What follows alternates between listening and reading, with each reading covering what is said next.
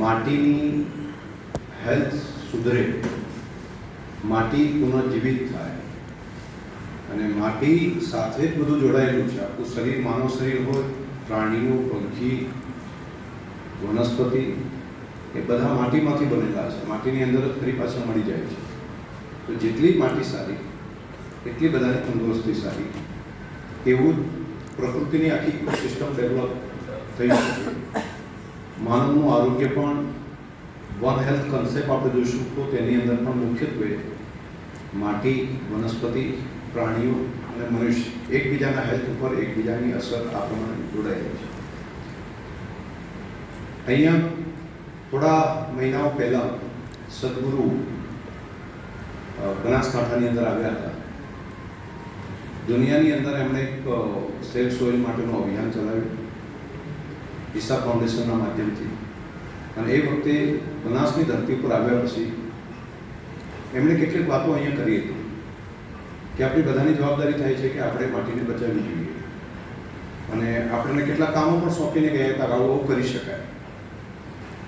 બનાસકાંઠા જિલ્લા માટે માટી બચાવવી સૌથી પહેલી પ્રાયોરિટી એટલા માટે છે કે બનાસકાંઠાનું મોટાભાગનું અર્થતંત્ર એ જમીન સાથે જોડાયેલું છે, માટી સાથે જોડાયેલું છે. કૃષિ, પશુપાલન અને ડેરી, આ બધું એકબીજા સિવાય ચાલે નહીં એવી સ્થિતિ છે. એટલે અહીંની માટી બચાવવી એ આપણા માટે ખૂબ અગત્યનું છે. પરંતુ તે બાબતમાં સજાગ નહોતા. સદગુરુ એ બાબતમાં સજાગ થયા અને કહ્યું કે માટીની હેલ્થ કેટલી બગડી ગઈ છે, માટી કેટલી મૃત્યુ પામી છે, એને પુનઃજીવિત કરવી હોય તો શું કરવું પડે. અને એના આધાર ઉપર તેમણે આખી ટીમ અહીંયા આગળ અલગ અલગ મોકલી, કેટલાક સાયન્ટિસ્ટો મોકલ્યા. સતત અહીં રહીને ડિવોટેડ કેટલાય લોકો કે જે પોતાનો બિઝનેસ ધંધો, ઇન્ડસ્ટ્રીયાલિસ્ટ તો પોતાનો બિઝનેસ બંધ કરીને એના જાણકાર છે એ બનાસની ધરતી ઉપર રોકાયા. 1-2 દિવસને મહિનાઓ સુધી રોકાયા. કેટલાક વૈજ્ઞાનિકો એ પણ અહીંયા આવ્યા, અહીંયા રોકાયા. મારી બાજુમાં જ બેન બેઠા છે, એ દેશના ગણમાન્ય કહી શકાય સોઇલ માટેના જે સાયન્ટિસ્ટ છે, એ પોતે અહીંયા આગળ આવીને પોતે જાણે ધામા નાખ્યા હોય એ રીતે આખી ટીમ થઈ. અને લાગ્યું કે આ કામ મારું છે. આપણને લાગે કે લાખો કરોડોનું પેકેજ જેને નોકરીની અંદર મળતા હોય એ બધું છોડીને અહીં આવીને આ બનાસને માટીથી અહીંયા પ્રયોગ કરીએ, અહીંથી શરૂઆત કરીએ. તો આવું ભેગા મળીને એક કામ થયું. બનાસ ડેરીની ટીમ, અમારા અધિકારીઓ અને ઈશા ફાઉન્ડેશન એ બંને ભેગા મળીને એક પ્લાનિંગ કરી. 40 જેટલા ગામ નક્કી કર્યા કે 40 ગામની અંદર અમે પ્રોજેક્ટ તરીકે આગળ કામ કરીએ. છેલ્લા 1 વર્ષથી એ ગામોની અંદર કામ ચાલુ કર્યું, એમાં પ્રયોગો કર્યા. 5-5, 7-7 ગામો વચ્ચે એક ભૂમિ મિત્ર બનાવ્યા, એમને ટ્રેનિંગ આપી, એ ખેડૂતોની સાથે મળ્યા, એના પ્રયોગો ત્યાં આગળ ખેતીના પાકો ઉપર કર્યા અને કહ્યું કે હા આની હેલ્થ સુધારી શકે, આના પરિણામ આવે. અદ્ભુત પરિણામ મળ્યા. અને એ પરિણામ પછી લાગ્યું કે ખરેખર દુનિયાને બચાવવી હોય તો એના માટેની માટી બચાવવા માટેનો સૌથી સારો રસ્તો આ છે. પરંતુ એ કામની અંદર ગેપ જે હતી એ લેબ માટે માણસની તંદુરસ્તી કેટલી છે એને ચેક કરવા માટેની વ્યવસ્થા છે. પરંતુ આ દિશામાં આપણે વિચાર નહોતો કર્યો. આપણે B12 ઘટે છે, યા તો આયર્ન ઘટે છે, અથવા તો આપણી અંદર પોષક તત્વો કયા કયા ખામી છે, લેબની અંદર બ્લડ આપીએ છીએ તો આપણને રિપોર્ટ કરીને આપે છે આપણને કે આટલું તમારે ઘટે છે, એની આ મેડિસિન લેવી, આટલો આ ખોરાક બદલાવ કરવો અને આ ઇન્જેક્શન તમે લેશો તો તમને ઠીક થઈ શકશે. પરંતુ હેલ્થમાં પણ લગભગ એવું જ છે. તો આવું જ કામ માટી માટે પણ છે, માટીના આરોગ્ય માટે પણ આવું જ છે.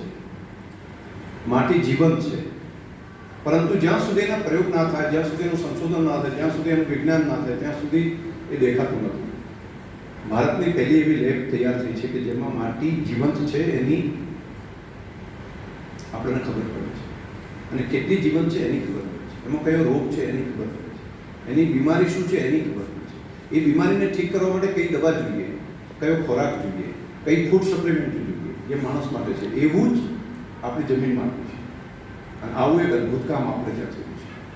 આવું કામ દુનિયાની અંદર 1-2 દેશોમાં 1-2 પ્રાઇવેટ ઇન્સ્ટિટ્યૂટોએ કર્યું છે, પરંતુ બહુ મોટું છે. એ સામાન્ય ખેડૂત સુધી પહોંચે એવું નથી. આ પ્રમાણનો આખો ટેસ્ટ જો કરાવવો હોય તો લગભગ 50,000 કરતાં વધારાનો ખર્ચ થાય. દુનિયામાં અહીંથી કોઈ સેમ્પલ કરીને મૂકીએ તો ત્યાંથી રિટર્ન કરીને આપણે લાવીએ તો 50,000 કરતાં વધારે ત્યાં એની કિંમત આપવી પડે છે. એટલે એના કારણે કરીને સામાન્ય ખેડૂત અથવા તો આપણે યુનિવર્સિટીઓ પણ લગભગ એનાથી દૂર આપણે રહેતા હોઈએ છીએ કે આવો મોટો ટેસ્ટ ન કરી શકે. એ ટેસ્ટ, એ જ માપદંડો જે દુનિયા 50,000માં કરતા હોય એ આપણી ધરતી ઉપર આપણે કરી શકીએ અને એની એક લેબ આપણે તૈયાર કરી છે. અને બનાસ બહારથી હશે તો એના માટે વધારે પૈસા એ સેમ્પલ માટેના લેશું.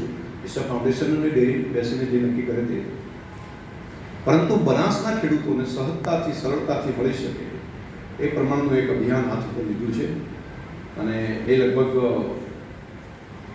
એના માટે ખર્ચો 50,000 ન કરવો પડે, એને 1,000 રૂપિયા ન કરવો પડે, એને 500 રૂપિયા ન કરવો પડે, લગભગ 200 રૂપિયાની અંદર એ કામ કરીને પોતે પોતાના સોઇલની ચેક કરાવી શકે, એનો ઉપાય કરી શકે અને ફરી આપણી ધરતી જીવંત થાય.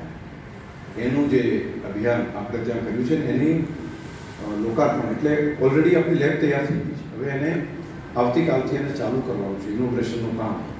એ ભારતની પહેલી આ લેબ હશે કે જે હેલ્થ, જમીનની માટીની હેલ્થ પૂરેપૂરી ચેક કરવા માટેની વ્યવસ્થાથી આગળ થશે.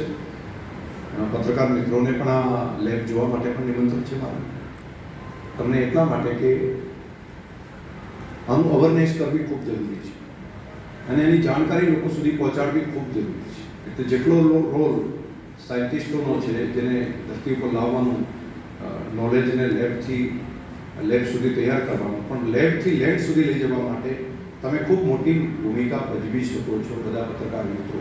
એટલે મારી તમને આગ્રહભરી વિનંતી હતી કે આને જાણો, સમજો, સમજ્યા સુધી લોકો સુધી પહોંચાડો તો એ ખૂબ મોટું જીવનમાં બીજાના ભલા માટે કરેલું કામ ગણાશે. તો આટલી માહિતી મારે પૂર્વ ભૂમિકા તરીકે આપી હતી. બાકી તો બધાનો પરિચય અમારા MD શ્રી આપશે અને પછી બાકી આપણા